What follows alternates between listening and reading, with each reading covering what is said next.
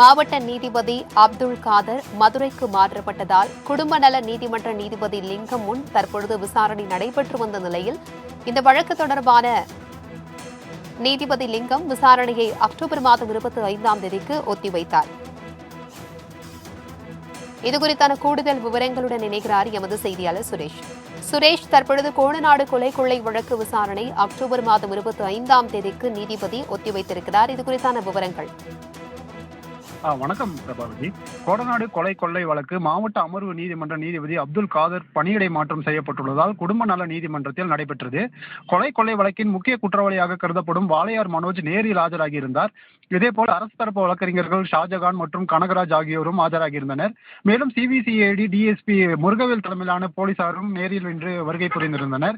குடும்ப நல நீதிமன்ற நீதிபதி லிங்கம் முன்னிலையில் விசாரணைக்கு வந்த நிலையில் இன்டர்போல் விசாரணை அறிக்கை இன்னும் வந்து சேரவில்லை என்றும் தற்போது நடைபெற்று வரும் புலன் விசாரணை குறித்து நீதிபதியிடம் அரசு தரப்பு வழக்கறிஞர்கள் ஷாஜகான் மற்றும் கனகராஜ் ஆகியோர் தெரிவித்ததை தொடர்ந்து வழக்கின் விசாரணையை எதிர்வரும் அக்டோபர் மாதம் 25ஆம் தேதிக்கு ஒத்திவைத்து நீதிபதி உத்தரவிட்டார்.